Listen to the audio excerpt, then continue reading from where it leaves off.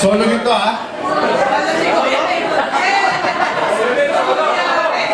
Ben, paano ko natanggalin ko? Hindi mamaya, tatanggalin.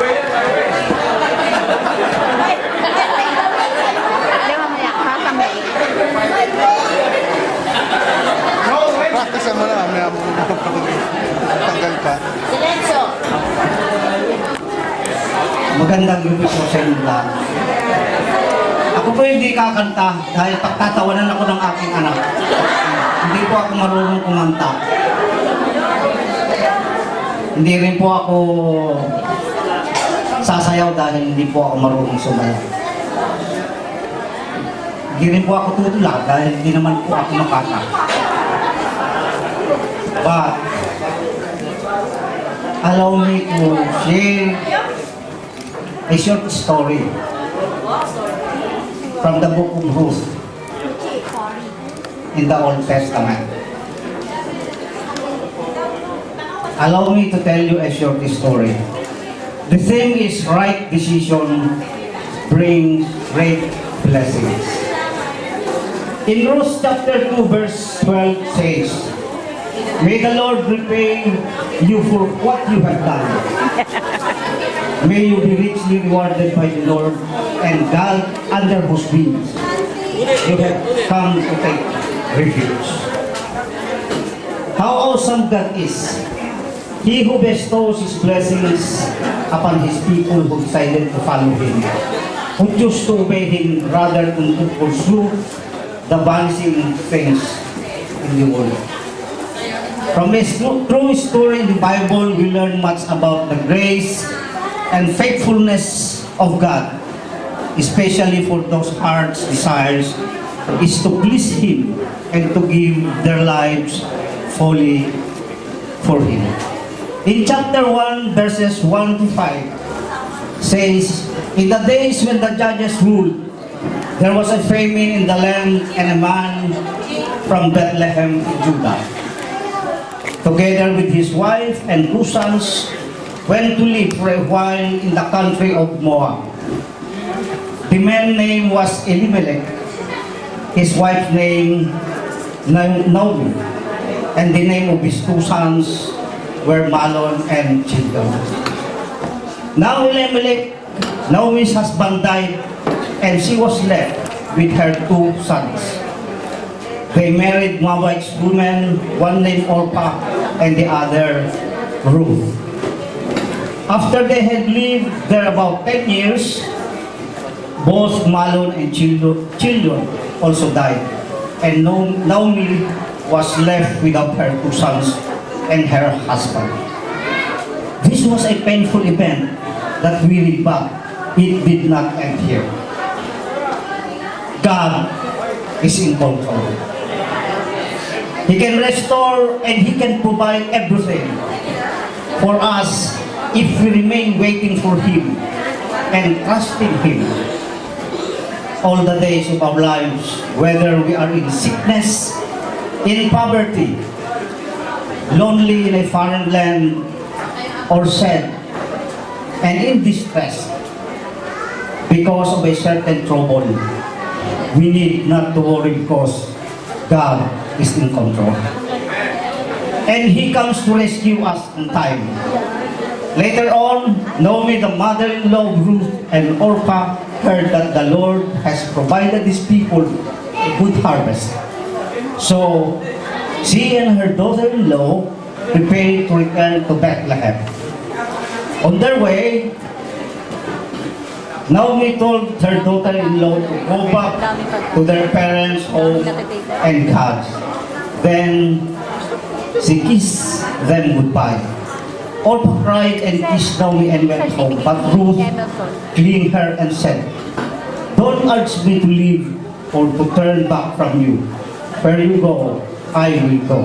Where you stay, I will stay. Your people will be my people, and your God will be my God." The right choice. Ruth was before her, with her family, worshipping idols.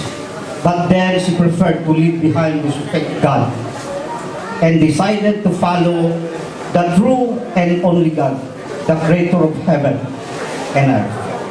Ruth made the right choice and the right decision to be with Naomi, to follow the living God all the days of her life, and to live with the people who worship the true and living God. Ruth's decision was a blessing to her, to Naomi, and to all people. Ruth demonstrated a good example of love and faithfulness. She loved her mother-in-law and never agreed to be separated with her. This showed how love and faithfulness could flourish not only human relationship but relationship with God. In chapter 1, verse 17, Ruth said to Naomi, "When you die, I will die, and there I will be buried. May the Lord deals with me, be it ever so severely, if anything but death separates you and me."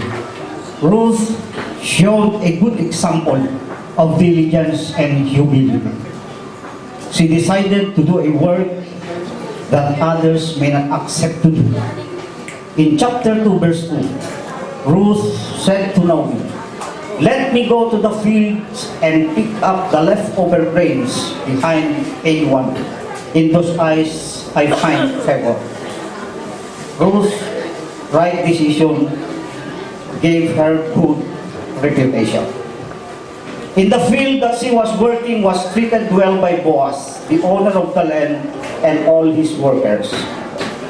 Ruth exclaimed to Boaz, "Why have I found favor in your eyes that you notice me?" Then Boaz replied, "I've been told about what you have done for your mother-in-law since the death of your husband. How you left your father and mother, your homeland, and came to live with the people you did not know before." Ruth was rewarded by God. The Lord paid Ruth for the good things she did. He touched the heart of Boaz and married Ruth, and she gave birth to Obed, the grandfather of King David. To the family line of King David, the Lord Jesus Christ was born to earth, bringing the gift of salvation to all who believe in Him, and leaving an example how to live a holy life. Brothers and sisters, we hear many names and we see many people worshiping different gods, kinds of gods, but there is only one way to reach God in heaven. The Father and the Creator who sent His Son, the Lord Jesus Christ, who took our sins and died on the cross, was buried and raised from the dead on the third day to give us eternal life and to everyone who believes in His name. Brothers and sisters, in making any decision in life, let us trust in the Lord with all our heart and lean not in our understanding. In all our ways, acknowledge Him, and He will make our path straight. Let us be like Ruth, who after knowing that there is a living God who is to be worshipped, she never turned back to her idol God. Instead, she decided to be with God and God's people, and she received great reward. Taking the right choice and the right decision to follow God all the days of our lives and to do His will, we always come to Him. Thank you, and happy anniversary to everyone. God bless us all.